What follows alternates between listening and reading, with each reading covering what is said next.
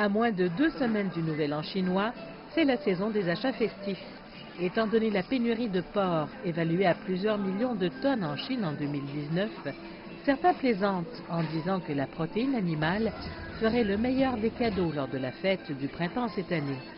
Mais alors que les importants achats d'importation de la Chine faisaient grimper les prix du porc à un niveau record dans certains pays fournisseurs, les États-Unis n'en ont pas profité en raison des droits de douane punitifs.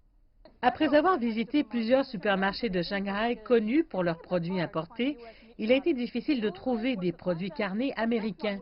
Le seul endroit où j'ai pu en trouver est celui-ci, où sont vendus du porc et du bœuf de première qualité.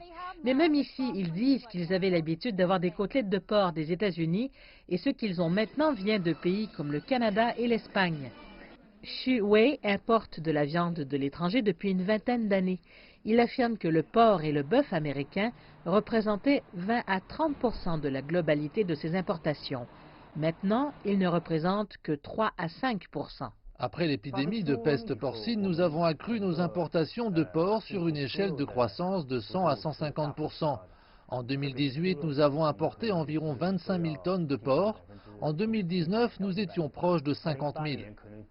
Le 1er janvier, la Chine a abaissé le taux de taxe le plus utilisé dans le pays de 12 à 8% pour les importations de porc congelés. Mais les fournisseurs de l'Union européenne, qui dominent la part de marché des importations, bénéficient toujours d'un avantage de 60 points de pourcentage sur les États-Unis. Xu Wei précise cependant qu'il est prêt à s'approvisionner en viande américaine si les droits de douane étaient considérablement réduits. Les produits agricoles américains resteraient compétitifs s'il n'y avait pas de taxes punitives. Par rapport à l'Union européenne, le rapport qualité-prix est meilleur. D'un autre côté, les négociants qui sont plus optimistes quant à l'acceptation par la Chine d'acheter plus de viande américaine font déjà des préparatifs, explique le professeur de droit Yi Bo, qui a suivi de près les négociations commerciales.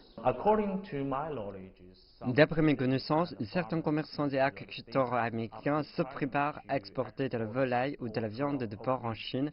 J'ai été à répondre à leurs questions et leur expliquer la réglementation et les règles douanières chinoises. En attendant, tous les regards sont tournés vers la signature mercredi de l'accord de phase 1 et les détails du texte final.